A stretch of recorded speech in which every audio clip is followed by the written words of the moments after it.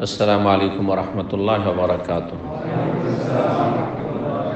إن الحمد لله نحمده ونستعينه ونستغفره ونعوذ بالله من شرور أنفسنا ومن سيئات أعمالنا. من يهده الله فلا مضل له ومن يضلل فلا هادي له. وأشهد أن لا إله إلا الله وحده لا شريك له وأشهد أن محمدا عبده ورسوله صلى الله تعالى عليه وعلى آله وصحبه وسلم تسليما كثيرا. أما بعد. সম্মানিত ভাতৃমণ্ডলী, আল্লাহ রাব্বুল আলামিনের প্রশংসা এবং প্রিয় নবী সাল্লাল্লাহু আলাইহি সাল্লামের উপর সালাত ও সালামের পর বিষয়বস্তু প্রিয় নবী সাল্লাল্লাহু আলাইহি সাল্লামের মুজিজাত, নবী সাল্লাল্লাহু আলাইহি সাল্লামের মুজিজা। মুজিজা আম্বিয়া রসুলগণের সাথে খাস। মুজিজা হচ্ছে নবী সাল্লাল্লাহু আলাইহি সাল্লাম এবং অন্যান্য যে আম্বিয়া রসুলগণ এসেছেন তাদের সাথেই শুধু খাস, অন্য কারো মুজিজা হতে পারে না। যদি কেউ এই ইতিকাদ বিশ্বাস রাখে যে নবী রসুল ছাড়াও কারো মুজিজা হয়, তাহলে সে ব্যক্তি মুসলিম না, কারণ সে আকীদায় আম্বিয়া রসুলগণের সাথে অন্য কাউকে শরীক করলে। বিষয়টি মনে রাখতে হবে। আর নবী রসুল ছাড়া যদি অন্য কারো দ্বারা দেখা যায় যে কারো হাত দ্বারা কারো মাধ্যমে এমন কিছু আল্লাহ প্রকাশ করছেন যা অসাধারণ, তাহলে সেটাকে আর তিনি অন্য কেউ আর সেই ব্যক্তির নেক, একজন মুসলিম, নবী রসুল না, নবী রসুল ছাড়া কোনো মুসলিম আল্লাহর বান্দার হাতে যদি অসাধারণ কিছু প্রকাশ পায়, তাহলে সেটি হচ্ছে কি? কারামত, কারামা, আরবিতে কারামা, কারামত মানে সম্মানিত করা। আল্লাহ তাকে এই দিয়ে সম্মানিত করেছে, এই জনের নাম হচ্ছে কারামাত। সেটাও অসাধারণ, স্বাভাবিক এরকমটা হয়নি। কিন্তু সেই ব্যক্তি মুমিন হইতে হবে, কাফের নয়। আর সেই ব্যক্তি নেক, আল্লাহ ভীরু হইতে হবে, ঈমান এবং তাকওয়া থাকতে হবে, শিরক বিদআত মুক্ত হইতে হবে, আর কাবিরা গুনাহ মুক্ত হইতে হবে। তাহলে এই নয় যে কাবিরা গুনাহ হচ্ছে শিরকি আকীদা, বেদাতে লিপ্ত, আর তারপরে কেরামতের ছড়াছড়ি, যেমন সুফিদের ক্ষেত্রে এইরকমটা দেখা যায়, তাদের কেরামতির ছড়াছড়িও অভাব নেই। এই ক্ষেত্রে আম্বিয়া রসুলগণের পরে সবচেয়ে বেশি হকদার কেরামতের সাহাবায়ে কেরামগণ, কারণ তার এই উম্মতের সবচেয়ে শ্রেষ্ঠ। বরং সমস্ত উম্মতের মধ্যে নবী রসুলগণের পরে স্থান হচ্ছে সাহাবায়ে কেরাম রিজওয়ানুল্লাহ আলাইহিম। কারামত সম্পর্কে একটু কথা বাড়িয়ে দিলাম বোঝানোর জন্য। আসল বিষয়তে ফিরা, সেটা হচ্ছে মুজিজা। মুজিজা এমন কোনো অসাধারণ বিষয় যেটা স্বাভাবিক হয় না, অস্বাভাবিক অসাধারণ বিষয় যা প্রকাশ পায় নবী রসুল হতে, এবং নবী রসুলের সেটি ক্ষমতাধীন থাকে না, আল্লাহর ক্ষমতাধীন। নবী রসুল ইচ্ছা করলে মুজিজা দেখাবেন এমন কোনো ক্ষমতা নবী রসুলকে দেওয়া ছিল না। তবে সেই ক্ষমতা হচ্ছে কার? আল্লাহর। প্রকাশ করে থাকেন আল্লাহ রাব্বুল আলামিন নবী রসুলগণের মাধ্যমে, তাদের দ্বারা। এটি হচ্ছে তাদের নবুয়ত রিসালাতের অকাট্য প্রমাণ, বুরহান, দলিল যে তিনি নবী। সুতরাং তার প্রতি ঈমান নিয়ে আসো। তার মাধ্যমে তার হাতে অস্বাভাবিক কিছু প্রকাশ করে থাকেন আল্লাহ রাব্বুল আলামিন। কখনো আম্বিয়া রসুলগণ অগ্রিম জানতেন যে এটা হবে, আর কখনো জানতেনও না। দুই রকম অবস্থা রয়েছে। যেমন মুসা আলাইহিস সালাম প্রথমবার যখন লাঠি সাপ হয়ে যায়, তখন জানা ছিল না, প্রথমবার জানা ছিল না, কিন্তু পরে যে কোনো সময় লাঠিকে ফেলে দিলে কি হয়ে যেত? সাপ হইতো। এটা বহুবার হয়েছে। যেমন ফেরাউনের সেই জাদুকরদের সাথে যে কম্পিটিশন, তাতে হয়েছে, তো তখন জানা ছিল। কিন্তু প্রথমবার যখন এই মুজিজা তাকে দান করেন আল্লাহ, তখন দান জানা ছিল না। জানা থাকলে তো আর পালাবেন না। কিন্তু পালাতে কেন শুরু করেছিলেন? কোরআনে কারিমে রয়েছে আয়াত, একাধিক আয়াতে রয়েছে। তো মুজিজা আর বহু বচন হচ্ছে মুজিজাতুনের বহু বচন হচ্ছে মুজিজাত। শাব্দিক অর্থ কি? মুজিজা ইসিম ফাইলের সেগা। আজাজা, আজাজা ইউজিজু ইজাজান ফাহুয়া মুজিজুন, মুজিজ। আর ওর মুয়ান্নাস স্ত্রীলিঙ্গ হচ্ছে মুজিজাতুন। আর এজাজ মানে কি? আজিজ মানে হচ্ছে অপারগ হয়ে যাওয়া, আর এজাজ যখন ভাবে এফআলে যাবে তখন কাউকে অপারগ, অক্ষম করে দেওয়া, অক্ষম করে দেওয়া। এমন কোনো অসাধারণ কিছু প্রকাশ পাওয়া যা মানব জাতিকে অপারগ করে দেয়, ওই রকম কিছু নিয়ে আসতে।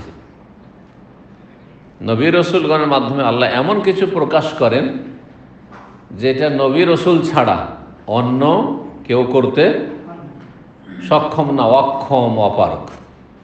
এই জন্য মুজিজাকে কি বলা হয়? মুজিজা। এই জন্য লেখক বলছেন যে মুজিজা মা ইয়াজিজুল বাশার আনিল ইতিয়ান বিমিসলিহি, মানব জাতি যা নিয়ে আসতে অপারগ, অক্ষম, কোনো মানুষ নিয়ে আসতে পারে না, বরং সারা পৃথিবীর মানুষ এক হয়ে গেলেও নিয়ে আসতে পারে না।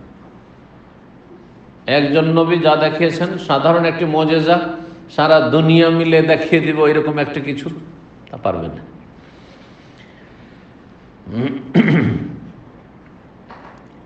একাও পারবেন না, দলবদ্ধ হয়েও পারবেন না। কারণ খারিজুন আন তাওকিল বাশার, কারণ মানব জাতির যে স্বাভাবিক শক্তি রয়েছে সেই শক্তির ঊর্ধ্বে সেই কাজটি, অসাধারণ বিষয়, মানব জাতির ক্ষমতার বাইরে। আম্বিয়া রসুলগণ যখন মুজিজা তাদের হাতে প্রকাশ পায়, তাতে আর একটি বিষয় থাকে আকীদার কেতাবাদিতে আলোচনা করা, সেটি হচ্ছে তাহাদ্দি, মানে চ্যালেঞ্জ। মানব জাতিকে চ্যালেঞ্জ করা যে তোমরা আমি যে রসুল এটা মেনে নাও, আর যদি না মানো তো এমন কিছু যা আমি দেখালাম বা আমার হাতে আল্লাহ দেখালেন সেরকম নিয়ে আসো। এটা কিনা চ্যালেঞ্জ বলা হয়। চ্যালেঞ্জ মানে কি? আমি যা বলছি, আমি যা করছি তুমি করে দেখো, পারলে চ্যালেঞ্জ। তো তাতে চ্যালেঞ্জও থাকে। কারামতে, প্রথম কথা কারামত নবী রসুলগণের নয়, সেটা হচ্ছে মুজিজাটা কারামত, তাদেরকে সম্মানিত করা, কিন্তু তার মর্যাদা কারামতের চাইতে অনেক উঁচা, কারণ মুজিজা হচ্ছে নবী রসুলের সাথে খাস। কিন্তু দুটো জিনিসে একটা বিষয়ে মানে সিমিলারিটি আছে, একই রকম, সেটা হচ্ছে অসাধারণ, অস্বাভাবিক হওয়ার দিক থেকে। মুজিজাও অসাধারণ, যেটা মানুষ সাধারণত নিয়ে আসতে পারে না, আর কারামত যেটা সেটাও অস্বাভাবিক, অসাধারণ, যেটা কোনো মানুষ সাধারণভাবে নিয়ে আসতে পারে না নিজের ক্ষমতা দ্বারা। কিন্তু পার্থক্যটা কি? একটি পার্থক্য ওলামারা উল্লেখ করেছেন যে অধিকাংশ ক্ষেত্রে নবী রসুলের মুজিজায় চ্যালেঞ্জ থাকে, চ্যালেঞ্জ ছোড়া হয়েছে যেন জাতির জন্য যে আমার প্রতি ঈমান নিয়ে আসো, আর যদি না ঈমান না বিশ্বাস না করো আমি নবী রসুল এবং আমি যা বলছি তা ওহী, তাহলে আমার মতো দেখাও দেখি।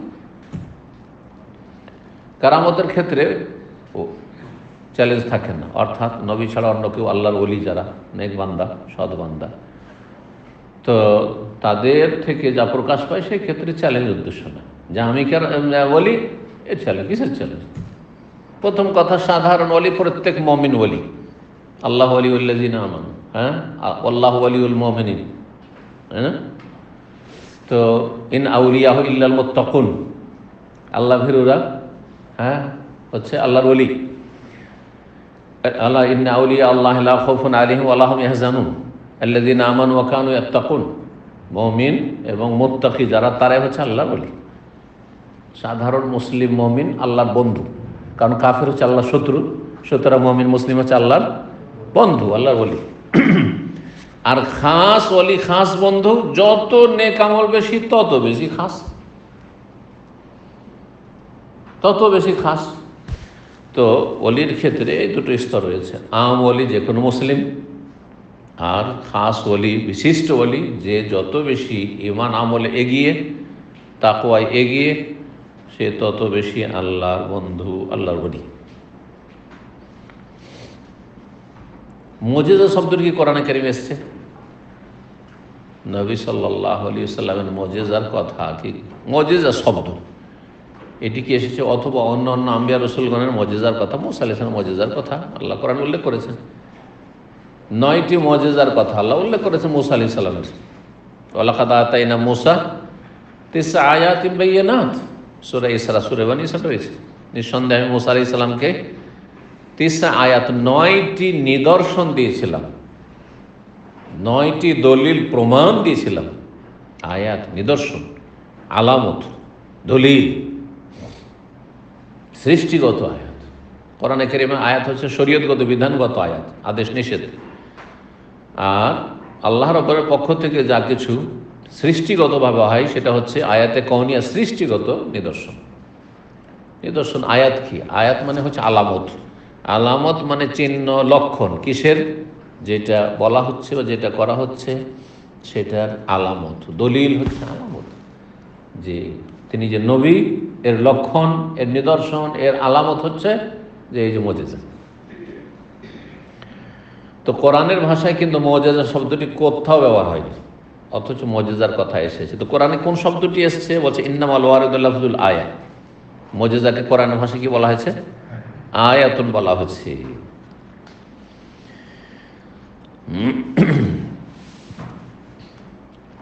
নবী করিম সাল্লাল্লাহু আলাইহি সাল্লামের অনেক মুজিজাত ছিল, অন্য অন্য নবীদেরও মুজিজা ছিল। নবী সাল্লাল্লাহু আলাইহি ওয়াসাল্লামের মুজিজা সবচেয়ে বেশি ছিল। নবী সাল্লাল্লাহু আলাইহি ওয়াসাল্লামের মুজিজা সবচেয়ে বেশি ছিল। নবী সাল্লাল্লাহু আলাইহি ওয়াসাল্লামের মুজিজাগুলি কিসের জন্য?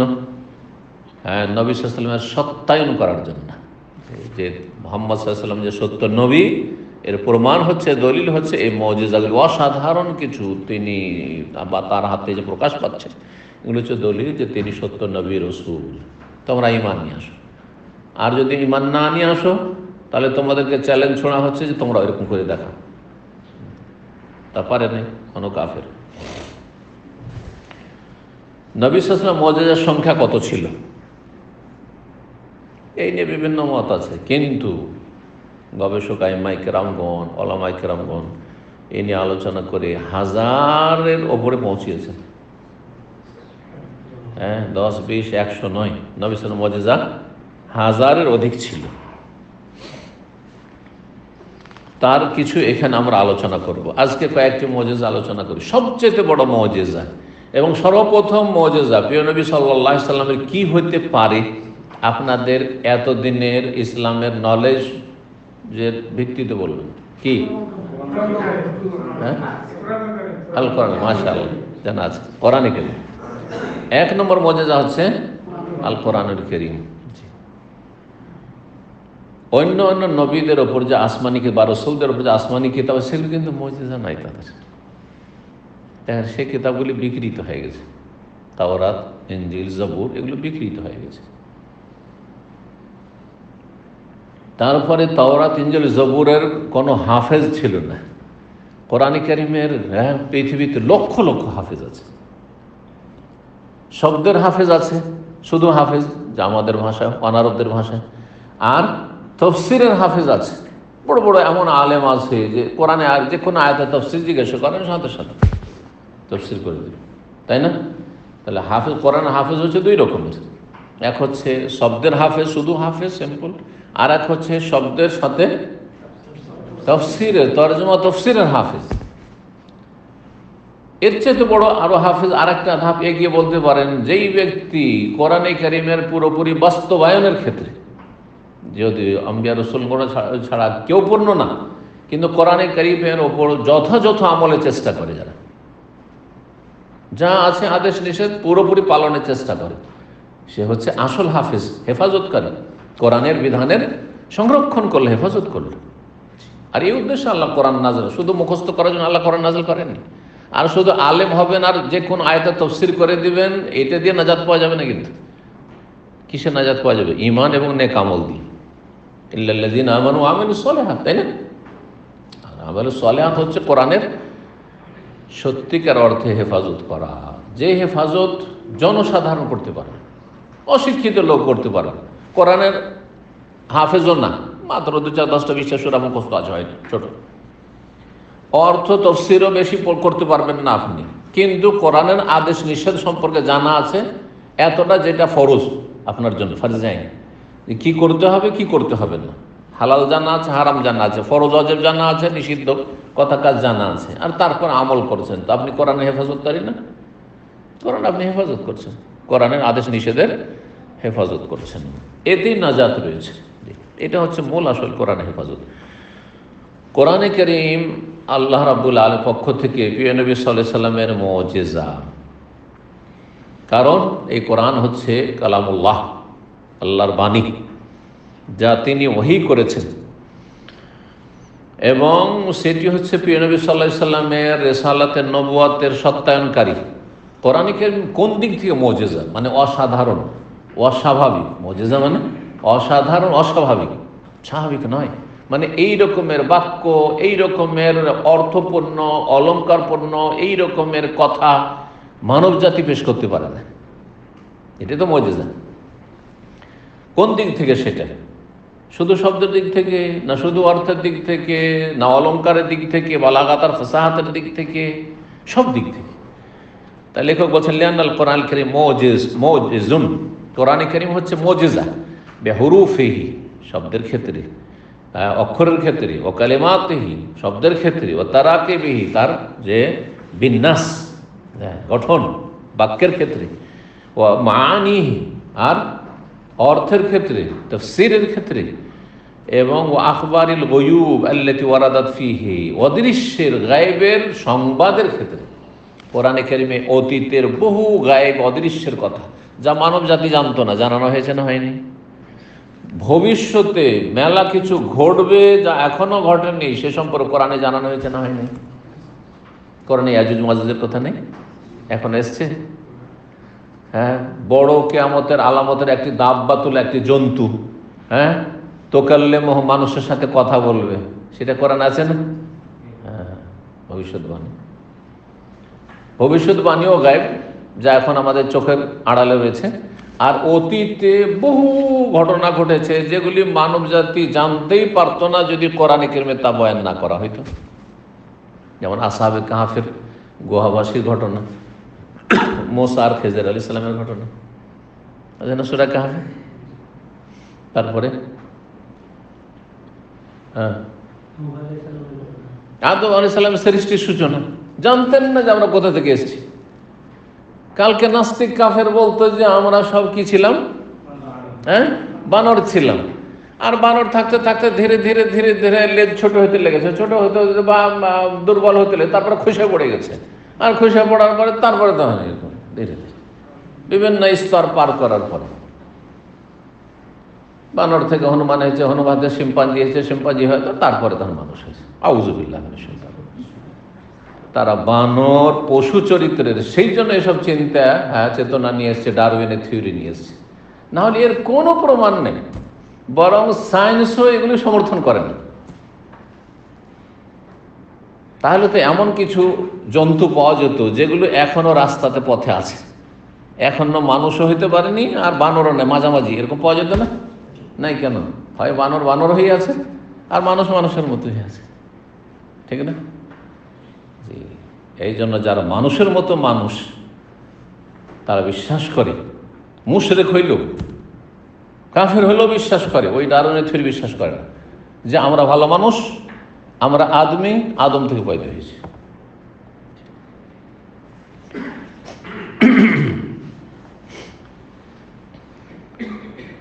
কোরআনে কারীমে বহু গায়েবের কথা রয়েছে।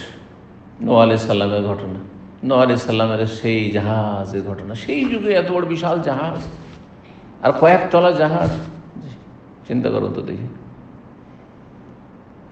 তারপরে মূসা আলাইহিস সালামের ঘটনা, আর জাদুকরদের ঘটনা, ফেরাউনের ধ্বংসের ঘটনা, কত নেবে না এরকম। ইউসুফ আলাইহিস সালামের ঘটনা, আজব ঘটনা, সুবহানাল্লাহ, শিক্ষার শেষ নেই, কত যে শিক্ষা। সবচাইতে সুন্দর কাহিনী কোরআনে কারীমে যা বর্ণনা করা হয়েছে সেটি হচ্ছে ইউসুফ আলাইহিস সালামের কাহিনী। আল্লাহ স্বয়ং বলছেন, নাহনু নাকুসু আলাইকা আহসানাল কাসাস, হে নবী, তোমার সামনে আমি বর্ণনা করব, হ্যাঁ, তোমাকে আমি শোনাবো, জানাবো আহসানাল কাসাস, সবচাইতে উৎকৃষ্ট, উত্তম কাহিনী। কত শিক্ষণীয় বিষয় রয়েছে। আমার আপনার জীবনে, ব্যক্তি জীবনে যদি গভীরভাবে চিন্তা, অনেক কিছু শেখার রয়েছে। দুনিয়ায় যদি আল্লাহ আমাকে চায়, আপনাকে চায় যে কোথাও পৌঁছাবো, কোনো শক্তি ঠেকাতে পারে না। হ্যাঁ, কোনো শক্তি ঠেকাতে পারে না। ইউসুফ আলাইহিস সালামকে কোথায় পৌঁছাতে চেয়েছিল সৎ ভাইয়েরা, মেরে ফেলতে চেয়েছিল, কিন্তু কোথায় পৌঁছে গেল। শেষে তার সামনে এসে তাদেরকে ভুল স্বীকার করে হ্যাঁ হ্যাঁ আনুগত্য প্রকাশ করতে হচ্ছে, গোলামি করতে হচ্ছে। আল্লাহ, তারপরে মাঝখানে উত্থান আর পতন, মানব জীবনে তাহলে উত্থান পতন আসবে। হ্যাঁ, উঁচ নিচ আছে, যেমন রাস্তায় কোনো জায়গায় উঁচা, কোনো জায়গায় নিচে আছে, ঠিক না? রাজ প্যালেসে পৌঁছে গেলেন, হ্যাঁ পৌঁছে গেলেন, কোথা থেকে কূপ থেকে উঠে রাজ প্যালেসে পৌঁছে গেলেন। আচ্ছা, ওখানে পৌঁছেন, ওখানে এক বালা মুসিবত। সুতরাং এখান থেকে শিক্ষা, আপনি যত সৌদি আরবে থাকেন আর বহু টাকা পয়সা ইনকাম করেছেন, সুখ শান্তির শেষ নাই, আবার পতন ঘটতে পারে, আপ ডাউন হইতে পারে, ওঠা নামা হইতে পারে মানব জীবন। এই জন্য ইসলাম শিখিয়েছে, কোরআন হাদিস কি শিখিয়েছে, যে মুসিবত আসলে সবর করবে, ধৈর্য ধারণ করবে, আর আল্লাহ নিয়ামত পেলে শুকর করবে। দুটোই ইবাদত, মুমিন জীবনে দুটোই ইবাদত। এই জন্য মুমিন কখনো ক্ষতিগ্রস্ত না। ভালো অবস্থায় আছেন, শুকরিয়া আদায় করছেন, আল্লাহর দান, আল্লাহ সন্তুষ্টির কাজে লাগাবো, গুনাহের কাজে লাগাবো না, আল্লাহ দিয়েছে। আর যদি ভালো মুসিবত আসে, হাহাকার অবস্থা পয়দা হবে না, বরং ধৈর্য ধারণ করতে হবে। সবসময় রাত অন্ধকার থাকে না, রাতের পরে সকাল হয়। ভালো মুসিবত ওই রকমই সবসময় থাকবে না, একসময় দূর হয়ে যাবে, ইত্যাদি ইত্যাদি। মুসা আলাইহিস সালাম কোথা থেকে আল্লাহ কোথায়, কত মানুষকে মারা হইল, কত শিশুকে মারা হইল এক মুসাকে মারার জন্য। হাজার হাজার, আল্লাহ জানে কত সংখ্যায় বনি ইসরায়েলের শিশু হত্যা করা হয়েছে, ফেরাউন করেছে, কিন্তু মুসা আলাইহিস সালামকে হত্যা করতে পারল না। বরং আল্লাহ তোর বাড়িতে মানুষ করে নেব, তোর খরচে মানুষ করিয়ে নেব, মায়ের কাছে খাবে, দুধ পান করবে, কিন্তু তোকে খরচ দিতে হবে।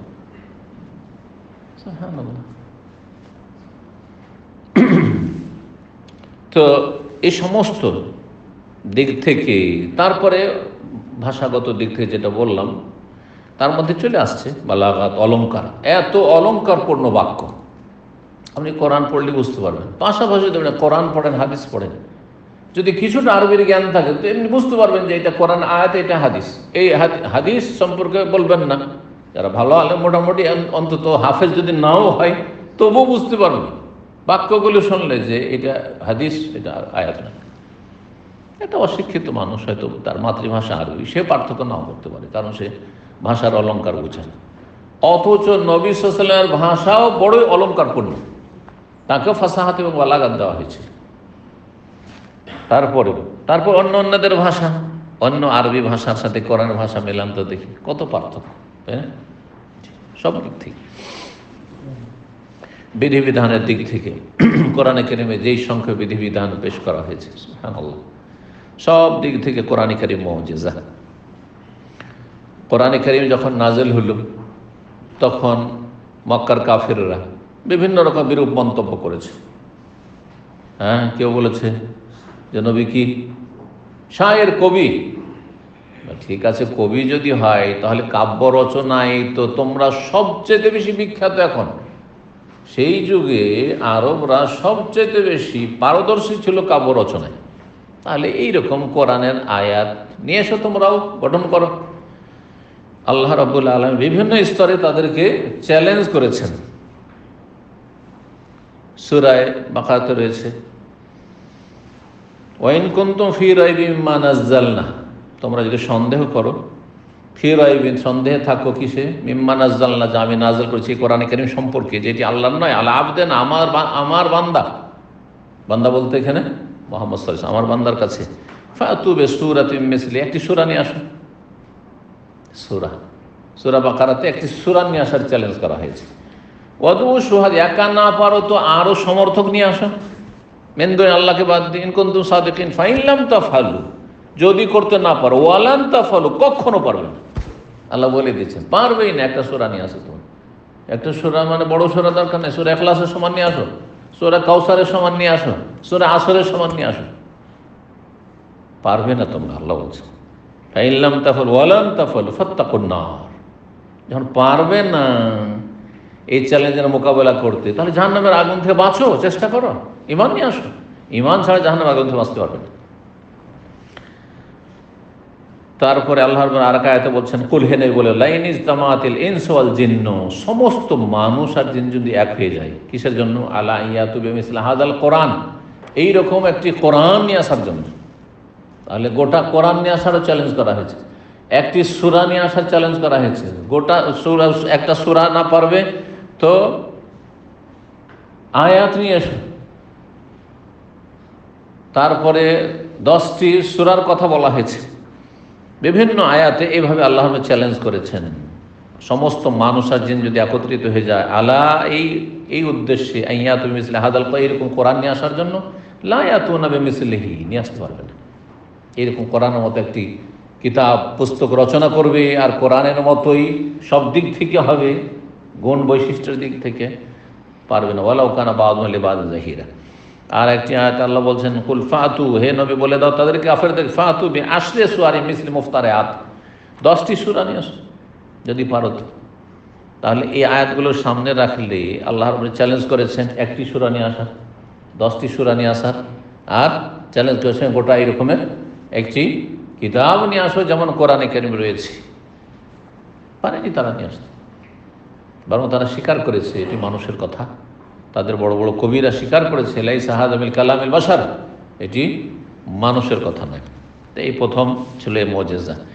দ্বিতীয় মুজিজা চন্দ্র বিদীর্ণ হওয়া, শাক্কুল কামার, চাঁদ কি হয়েছিল? দুটুকরো হয়ে গেছিল।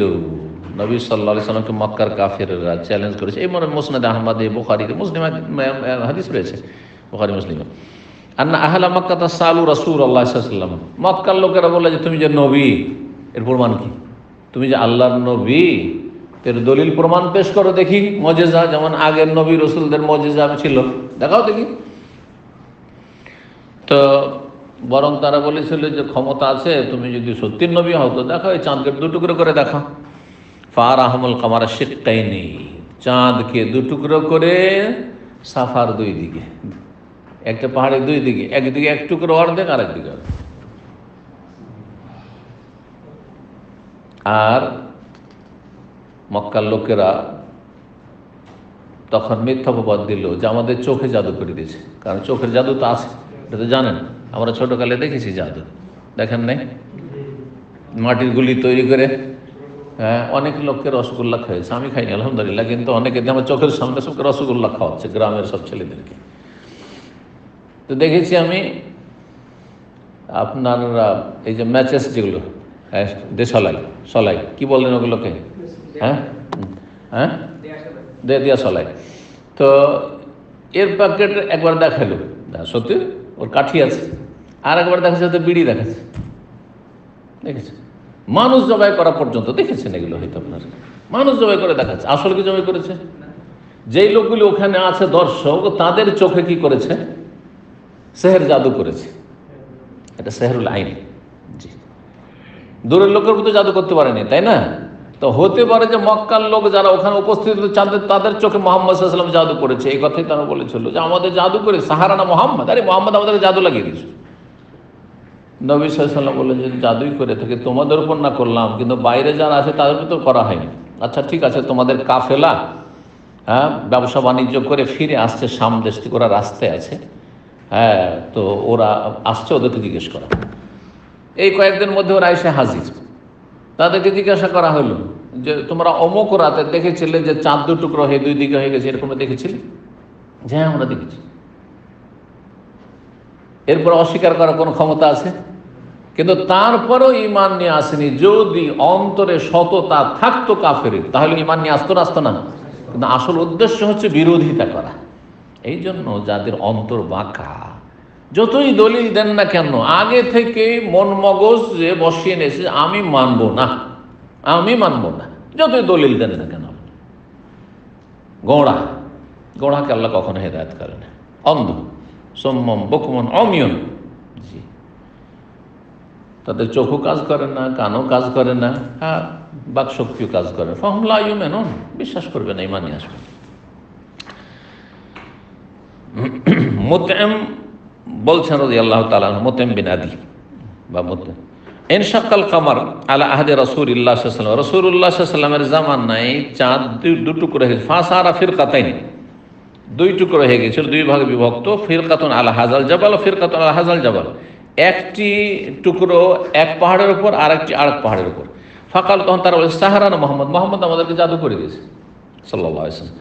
ওয়ানজালাল্লাহু তাআলা মিসদাকা যালিকা, এই মর্মে আল্লাহ আয়াত নাযিল করে সূরা কামার, ইফতারাবাতিস সাআত ওয়ান শাক্কাল কামার, কিয়ামত নিকটবর্তী হয়েছে আর চন্দ্র বিদীর্ণ হয়েছে। ওয়াই আরাও আয়াতা ইউরিজ, যদিও তার নিদর্শন দেখে, এখানে আয়া মানে মজেজা, যদিও মজেজা দেখে, ইউরেজু কিন্তু তারা এড়িয়ে যাবে, মুখ ফিরিয়ে নেবে। ওয়াকুলু, আর বলবে সেহরু মুস্তামের, এ তো স্থায়ী জাদু, আমাদের চোখে জাদু লাগিয়ে দিয়েছে। ওয়াকাযযাবু, তারা মিথ্যা প্রতিপন্ন করেছে। ওয়াত্তাবা আহওয়াহুম, তার কুপ্রবৃত্তির মনের কামনা বাসনা অনুসরণ করেছে। কারণ তাদের কুপ্রবৃত্তি হচ্ছে আমরা বাপ দাদা ধর্ম ছাড়ব না, তুই যা পারবি তাই করে। তৃতীয় মুজিজা প্রিয় নবী সাল্লাল্লাহু আলাইহি সাল্লামের, তা হচ্ছে নবী সাল্লাল্লাহু আলাইহি সাল্লাম দোয়া করার সাথে সাথে বৃষ্টি বর্ষণ হয়েছে। এটা অসাধারণ না? আকাশে একটু মেঘ না, মেঘ থাকে তো বলা যায় যে হ্যাঁ মেঘ নেই, কিচ্ছুই নেই, একেবারে আকাশ ফাঁকা মেঘ থেকে, আর হঠাৎ করে 5 মিনিটের মধ্যে, এমন নয় যে 2-4-10 ঘন্টায় মেঘ তৈরি হইলো, চারিদিক থেকে এসে বাতাস উঠলো, তারপরে বর্ষণ শুরু হইলো, তো দেখছি তাই না, যে হঠাৎ করে আকাশে মেঘ ছিল না, 2-4 ঘন্টার মধ্যে হঠাৎ করে আকাশটা মেঘলা হয়ে গেল, আর তারপরে বাতাস উঠলো, আর তারপরে তখন বৃষ্টি বর্ষণ শুরু হলো। তাহলে এটাকে বলতাম যে সাধারণ, অস্বাভাবিক নয়, স্বাভাবিক তাহলে এটা। কিন্তু সাথে সাথে 2-4-5 মিনিটের মধ্যে মসজিদে যাওয়ার ঢুকেছেন, তখন প্রখর রোদ, সাহাবায়ে কেরাম। আর তারপরে একজন সাহাবী এসে যখন দরখাস্ত করলেন দোয়ার জন্য, যে সব কি সর্বনাশ হয়ে গেল এই অনাবৃষ্টিতে, দুর্ভিক্ষে, আপনি দোয়া করে দেন, নাহলে সব ধ্বংস হয়ে গেল। নবী সাল্লাল্লাহু দোয়া করলেন, সাথে সাথে মসজিদে খুতবা দিয়ে মসজিদ থেকে বের হতে আর কতক্ষণ লাগে, দেখছেন যে পুরো আকাশ অন্ধকার হয়ে গেছে, আর এমন মুষলধারে বৃষ্টি শুরু হয়ে গেছে যে আমরা ভিজতে ভিজতে বাড়ি পৌঁছলাম। নবী সাল্লাল্লাহু আলাইহি ওয়াসাল্লাম, এই হাদিস সহিহ বুখারীতে রয়েছে, অন্যান্য হাদিসের কিতাবে রয়েছে। মদিনায় এত অনাবৃষ্টি দেখা দিয়েছিল যে বরদাস্তের বাইরে, গবাদি পশু মরে যাচ্ছে, মানুষ অনাহারে পিপাসায়। ফাদাখালা রাজুলুন মসজিদ, মসজিদে নববীতে রাসূলুল্লাহ সাল্লাল্লাহু আলাইহি সাল্লাম সেই সময় খুতবা দিচ্ছিলেন জুমার দিনে। জনক ব্যক্তি প্রবেশ করলো, সুলাইক আল গিতফানি নামক ব্যক্তি ছিলেন, যেমন অন্য রিওয়ায়াতে রয়েছে। ফাস্তাকবালা রাজুলুন নবী, নবী সাল্লাল্লাহু আলাইহি সাল্লাম খুতবা দিচ্ছেন, সামনে গিয়ে দাঁড়িয়ে একবার হাজির। ওকাল বলে, ইয়া রাসূল, হালাকাতিল আমওয়াল, ধন সম্পদ সব ধ্বংস হয়ে গেল। ওয়ানকাতাতিস, রাস্তাঘাট সব বন্ধ হয়ে গেল, কারণ মানুষের কাছে পানি থাকলে তো বাইরে কোথাও ব্যবসা বাণিজ্য বেরোবে, না হলে মাঠে ঘাটেও পানি নাই, নিজের কাছেও পানি নাই, এরকম যদি বেরিয়ে যায় কোথাও তো মরে যাবে না পিপাসায়। এই জন্য ব্যবসা বাণিজ্য সব বন্ধ, গবাদি পশু মরে সব শেষ। জি, আমরাও বড় বড় শেষ একবার অবস্থা। ফারাফা রাসূল ফাদুল্লাহ লানা ইউগীসানা, আল্লাহর কাছে দোয়া করেন আমাদের জন্য, আল্লাহ যেন আমাদেরকে বৃষ্টি দান করেন। ফারাফা রাসূলুল্লাহ ইয়াদাইহি, 2 হাত উঠিয়ে দোয়া করেছেন, বৃষ্টি চাওয়ার ক্ষেত্রে 2 হাত উঠিয়ে রাসূলুল্লাহ দোয়া করেছেন। আল্লাহুম্মা আসকিনা, তাহলে জুমার খুতবাতেও বা যে কোনো সময় বৃষ্টি চাওয়ার ক্ষেত্রে হাত উঠিয়ে দোয়া করাই হচ্ছে সুন্নাত। আল্লাহুম্মা আসকিনা, আল্লাহ আমাদেরকে তুমি পানি দান করো, আল্লাহুম্মা আসকিনা, আল্লাহ আমাদেরকে পানি দান, আল্লাহুম্মা আসকিনা, 3 বার করে দোয়া করলেন নবী সাল্লাল্লাহু আলাইহি ওয়াসাল্লাম। যেই দোয়া করতেন 3 বার করে বেশিরভাগ করতেন।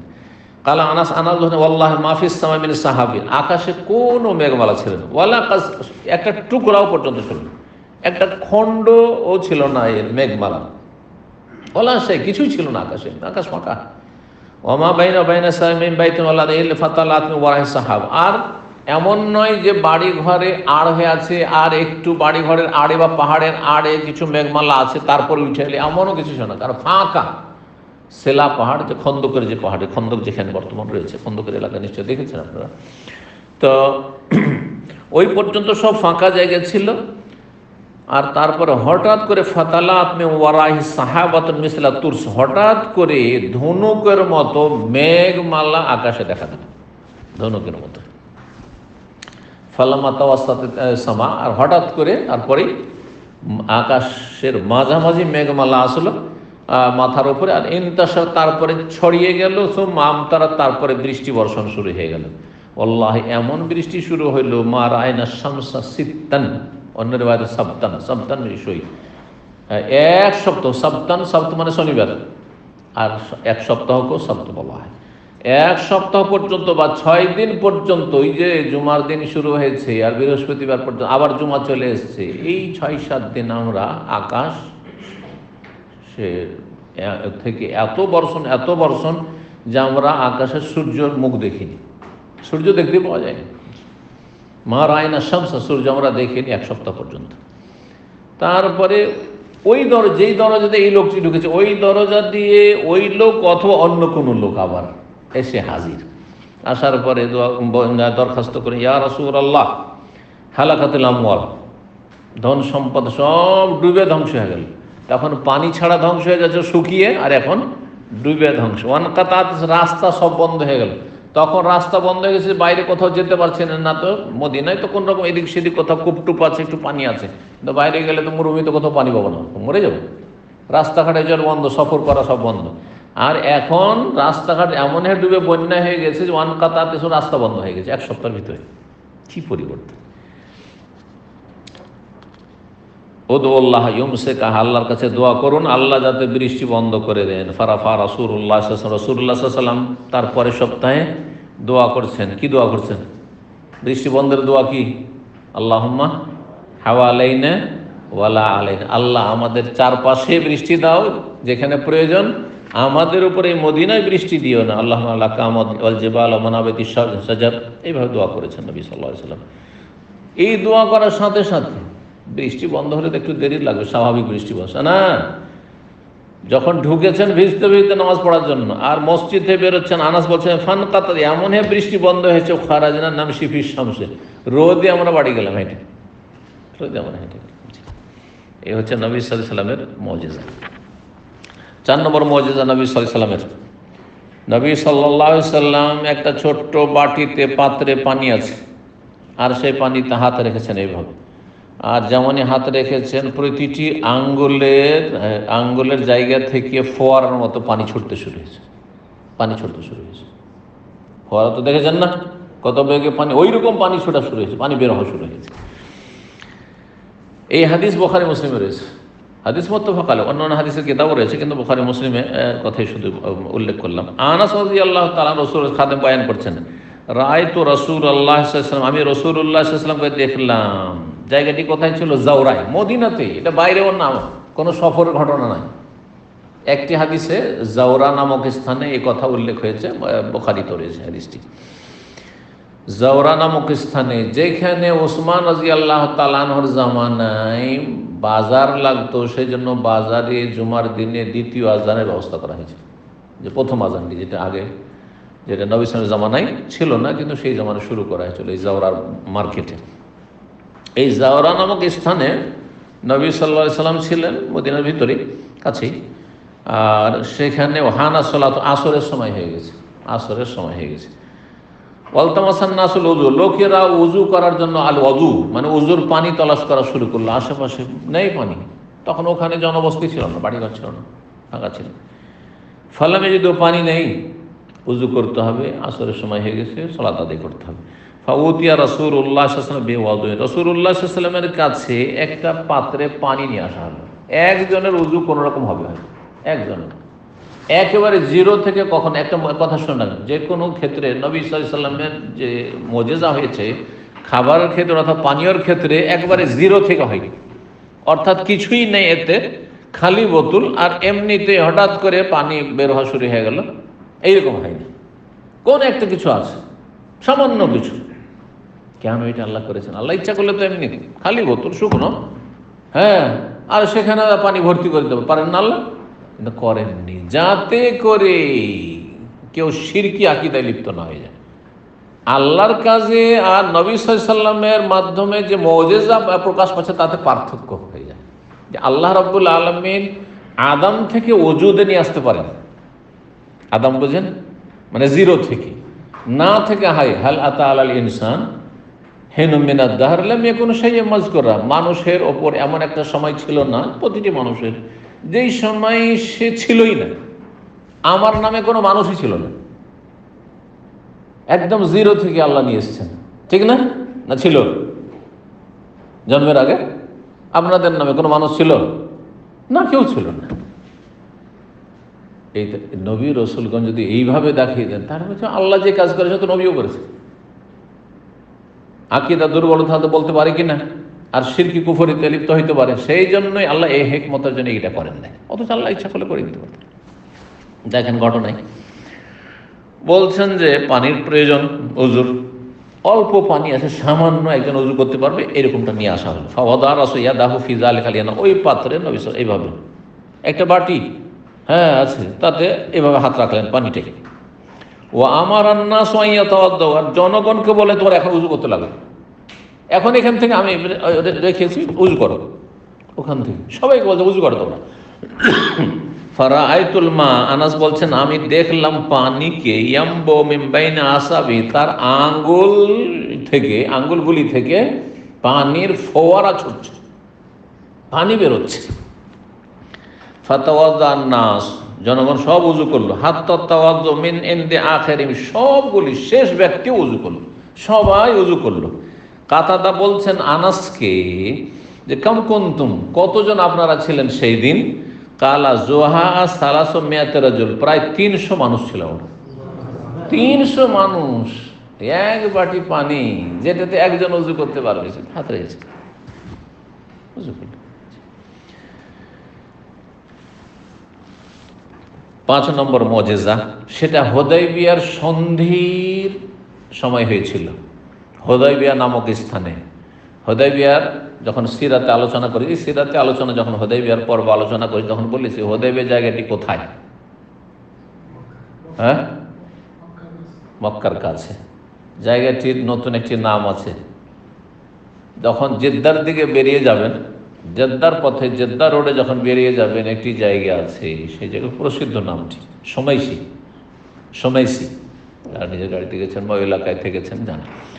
এই সোমাইসির প্রাচীন নাম 1400 বছর আগের নাম ছিল কি?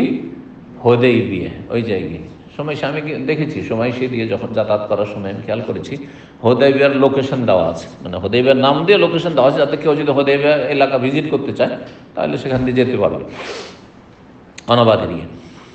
তো এই হুদায়বিয়ায় নবী সাল্লাল্লাহু আলাইহি ওয়াসাল্লাম ছিলেন, সেখানে বেশ কয়েকবার পানির মজেজা, একবার না, কারণ এমন একটা জায়গায় থামতে হয়েছে, মক্কার কাফেররা বাধাগ্রস্ত করেছে, যে জায়গায় আশেপাশে পানি তেমন নেই। তো একবার মজেজা দিয়ে তো কাজ হচ্ছে না, যখন তখন হয়েছে। বেশ কিছু রেওয়ায়াত আছে বিভিন্নভাবে। ওখানে একটি কূপ ছিল, কিন্তু কূপ থেকে পানি উঠিয়ে এলাকার লোকেরা সেচ করে একবার কূপকে শুকিয়ে দিয়েছিল, কূপে পানি ছিল, শুকনো কূপ। হুদায়বিয়া আর ঘটনা কোন সালে ঘটেছিল? 6ষ্ঠ হিজরি, মাশাআল্লাহ, 6ষ্ঠ হিজরিতে। সেই কুয়ার কাছে নবী সাল্লাল্লাহু আলাইহি ওয়াসাল্লাম গেলেন। নবী সাল্লাল্লাহু সাথে তখন 1400 সাহাবা কেরাম ছিলেন। হুদায়বিয়ায় যারা ছিলেন তাদের সংখ্যা ছিল 1400 জন। পান করার পানি নেই, ওযুর পানি নেই, গোসল তো দূরের কথা।